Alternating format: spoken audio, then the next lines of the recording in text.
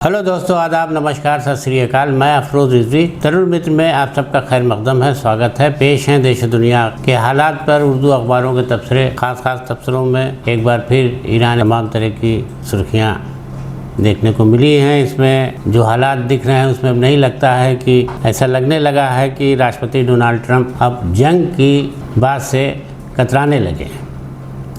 उनको लगता है कि अब जंग टूटी तो फिर उनसे आगे जंग चलने का खतरा उनको सताने लगा है। वो महसूस करने लगे हैं कि लंबी जंग में अब अमेरिका का कोई फ़ायदा नहीं होने वाला। अभी तक भी जो जंग लड़ी है उन्होंने इसराइल के साथ मिलकर या उसके दबाव में, उसमें अमेरिका का नुकसान ही हुआ है। ख़ुद ट्रंप का बहुत नुकसान हुआ है। उनका जो ख़त था वो ख़त्म हो गया। जो उनका जो एक लोग उनसे प्रभावित होते थे कि इतने बड़े देश के, इतने प्रभावशाली देश के ताकतवर राष्ट्रपति हैं, वो भी अब लोग उनको हल्के में लेने लगे। तो अभी हाल ही में उन्होंने CNN के साथ एक इंटरव्यू में ये बात अपनी साफ भी की है। उन्होंने कहा है कि ईरान के साथ जो बातचीत का दौर चल रहा है वो ख़त्म नहीं हुआ है। बातचीत के उन्होंने कहा कि खुफिया तौर से उन्होंने बताया कि बहुत सारी बातें ऐसी हैं जो आवाम के सामने नहीं लाई जा रही हैं, पब्लिक के सामने नहीं लाई जा रही हैं, जिससे लोगों को ये लगता है कि ईरान और अमेरिका के बीच जो है जंग बंदी ख़त्म हो जाएगी, फिर जंग छिड़ जाएगी और कोई बातचीत नहीं चल रही है। तो उन्होंने कहा कि ये बिल्कुल गलत है।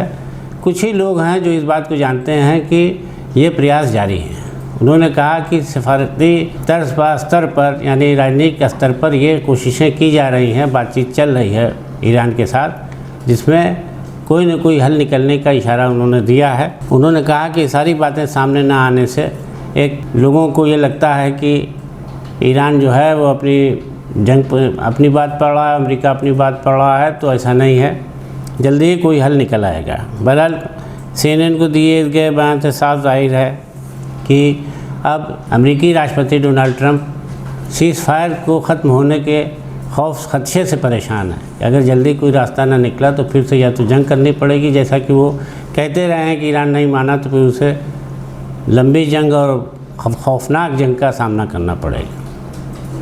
तो इस तरीके से अब जो डोनाल्ड ट्रंप का नज़रिया है वो यही है कि जंग किसी तरह से ख़त्म हो, लेकिन वो इस बात को खुल के कहना नहीं चाहते। वो चाहते हैं कि किसी न किसी बहाने से ईरान जो है ऐसी बात करे जिसमें ये लगे कि वो अमेरिका के आगे झुक गया है। वो दरअसल चाहते हैं कि अमेरिका जो अपनी एक ताकत रखता है दबाव बनाने की, वो कहीं से कम ना होने पाए। सारी दुनिया में यही संदेश जाए कि अमेरिका के दबाव में ईरान को समझौता करना पड़ा है। तो इसी सिलसिले में उन्होंने ये भी कहा है कि जो हमने हुर्मुज़ रास्ते पर ईरान के नाकेबंदी की है वो पूरी तरह कामयाब है। उन्होंने कहा है कि ये नाकेबंदी जब तक ख़त्म नहीं होगी तब तक ईरान का तेल नहीं बिक पाएगा और वो एक बहुत बड़े संकट के दौर में पहुँच जाएगा। और जब ये नाकेबंदी ख़त्म होगी तभी जाकर के ईरान का तेल बिकेगा और तेल की कीमतें भी कम होंगी। तो उन्होंने अपनी नाकेबंदी को पूरी तरह कामयाब बताया है, जबकि ईरान अभी भी अपनी शर्तों से पीछे हटते नहीं दिख रहा है। इससे तनाव जैसे हालात अभी बरकरार हैं।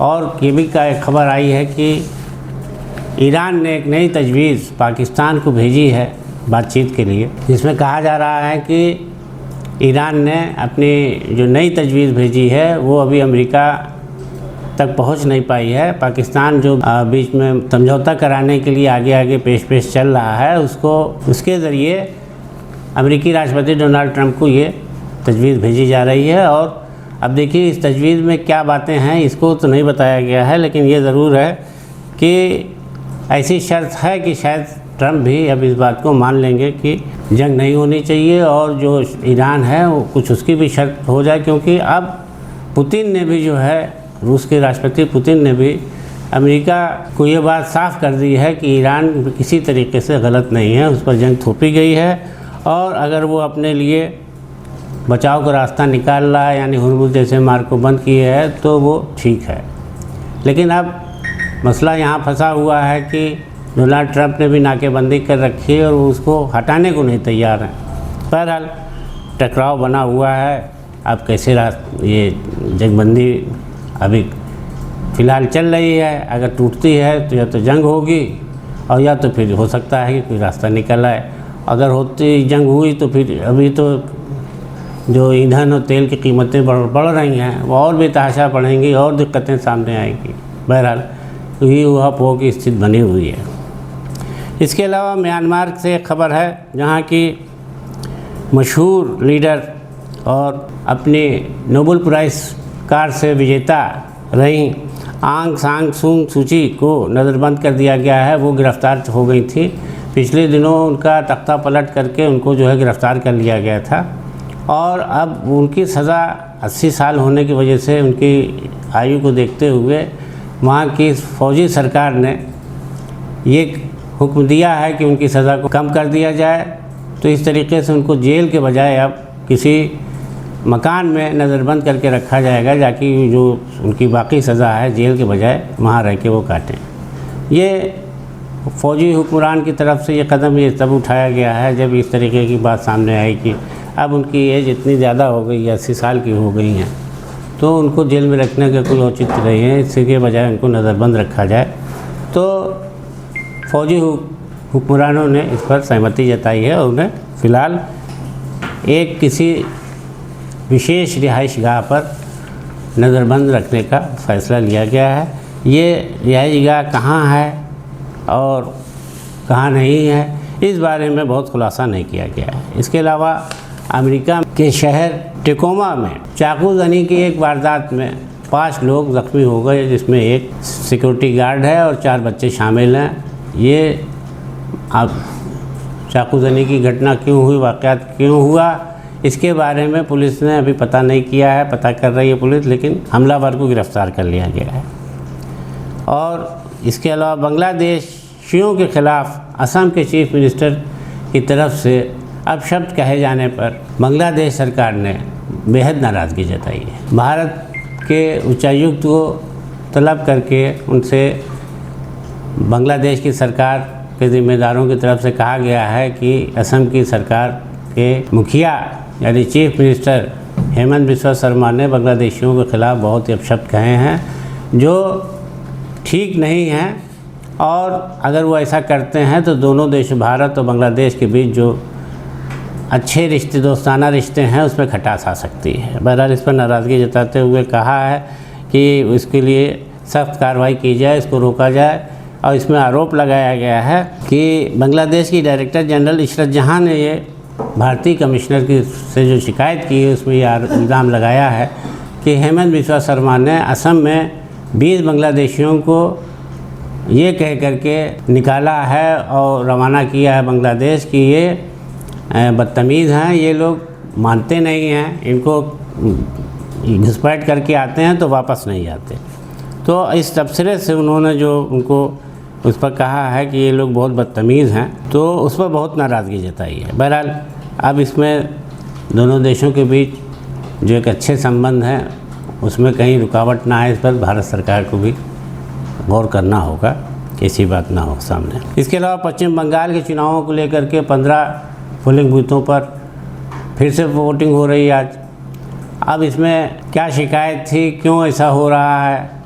लगता है कि भारतीय जनता पार्टी की शिकायत पर ये वोटिंग हो रही है, इसलिए कि जो है ममता बनर्जी, उनकी पार्टी के लोग बहुत परेशान हैं और ममता ने अपनी पार्टी के सारे कारकुनों को सख्त निर्देश दिए हैं कि वो पूरी तरीके से अलर्ट रहें, सतर्क रहें और देखें कि कहीं कोई किसी तरह की बेईमानी हो, कि शंका हो तो हमको पार्टी प्रमुख को फ़ौरन इत्तला दी जाए और उस पर सख्त कार्रवाई की जाए। पश्चिम बंगाल में चुनाव के बाद अभी भी तनावपूर्ण बने हुए हैं। जब तक रिज़ल्ट नहीं आ जाता, आज 2 मई हो गई है, कल के बाद परसों तस्वीर साफ़ हो जाएगी कि किसकी सरकार बन रही है, किसकी नहीं बन रही है। लेकिन वहाँ पर अभी भी नोक झोंक और उठापटक का सिलसिला जारी है। इसके अलावा महाराष्ट्र की पुलिस को एक बार फिर से शर्मसार होना पड़ा है। एक खबर के मुताबिक एक आला पुलिस अफसर पर इल्ज़ाम लगा है कि वो 9 साल की एक बच्ची के साथ छेड़छाड़ की है उन्होंने। ये मुंबई के वर्ली इलाके में एक पार्क में की घटना है, जहां पर पुलिसकर्मियों ने शिकायत पर उन्हें गिरफ़्तार कर लिया है और इस सिलसिले में कार्रवाई करके उनको न्यायिक हिरासत में भेज दिया गया है। बताया जाता है कि नाबालिग लड़की को के साथ जब वो ज़बरदस्ती कर रहे थे तो तो शोर शराबे में पुलिस को इत्तला मिली और पुलिस ने पहुंच करके उनको मौके पर अरेस्ट कर लिया है। इसके अलावा बलिया, उत्तर प्रदेश के बलिया से खबर है, जहां पर एक प्रधानाध्यापक 55 साल के पुलिस अफसर थे जो पकड़े गए हैं। और इसी तरह से बलिया में प्रधानाध्यापक भी जो है 56 साल के हैं, 55 साल के वो भी हैं, जिन पर यह इल्ज़ाम लगा है कि उन्होंने भी स्कूल की बच्चियों से गलत व्यवहार किया, जिसमें उनको पुलिस ने गिरफ्तार कर लिया है। एक बच्ची का आरोप था कि उसके साथ उन्होंने ज़्यादती की, जबकि एक बच्ची की शिकायत थी कि उसके साथ उन्होंने छेड़छाड़ की है। तो बहरहाल दोनों मामलों में पुलिस ने FIR दर्ज किया, पास्को एक्ट के तहत उनको गिरफ्तार करके जेल भेज दिया। इसके अलावा यूपी में चीफ मिनिस्टर योगी आदित्यनाथ ने गंगा एक्सप्रेसवे को 15 दिनों तक टोल फ्री कर दिया है। टोल फ्री रहने के बाद अब कोई भी वाहन बगैर टैक्स के आ जा सकेंगे। लोग जो अपने परिवार के साथ अपनी गाड़ियों से जाते हैं उनको भी भारी टोल टैक्स अदा करना पड़ता था, तो अब गंगा एक्सप्रेसवे पर उन्होंने इसको फ्री कर दिया है 15 दिन के लिए। 15 दिन तक लोगों को बड़ी राहत मिल गई है कि कोई टोल टैक्स नहीं देना होगा, आराम से जाना पड़ेगा। उन्होंने राज्य सरकार की इस कदम की सराहना भी की जा रही है, क्योंकि टोल टैक्स पर लंबी कतार भी लगती है और टाइम भी लगता है और टैक्स भी भरना पड़ता है। तो बहरहाल 15 दिनों के लिए इस छूट का लोगों को भरपूर फ़ायदा मिलेगा और सरकार चाहती है कि ज़्यादा से ज़्यादा लोगों को राहत मिले, तो इस सिलसिले में ये कदम उठाया गया है। तो दोस्तों, आज के तबसरे में इतना ही। दीजिए इजाज़त। नमस्कार, आदाब।